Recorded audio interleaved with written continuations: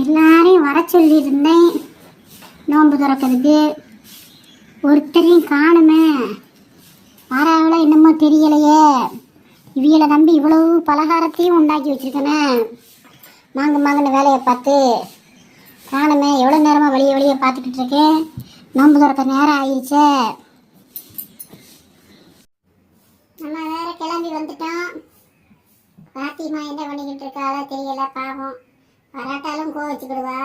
வர சொல்லிட்டு வரலையேன்னு. பாவம்தான், அவளும் பாவம்தான்.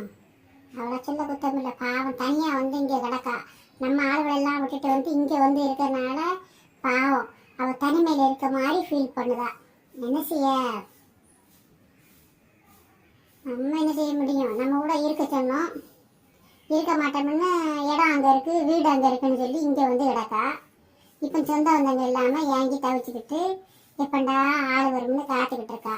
பாவம், போயிட்டு வந்துடும். இன்னைக்கு நோன்பு பாத்திமா வீட்டில், நாளைக்கு நம்ம வீட்டுக்கு பாத்திமாவை கூப்பிடணும்.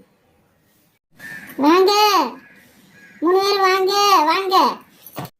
நல்லா இருக்கும் பாத்திமா, நீ எப்படி இருக்க? அஸ்ஸலாமு அலைக்கும். 3 பேருக்கும் அஸ்ஸலாமு அலைக்கும். வாங்க வாங்க.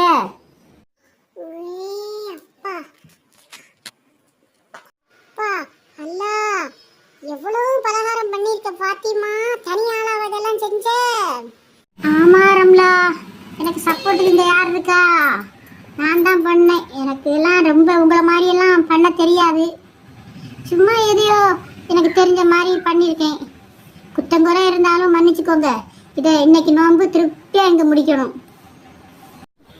ரம்லா, லெமன் ஜூஸ் போடட்டுமா? வேண்டாம் பாத்திமா, இது நீ உண்டாக்கி வச்சிருக்கதே இப்போ 1 மாசத்துக்கு சாப்பிடணும் போலுக்கு. இவ்வளோ இருக்கு.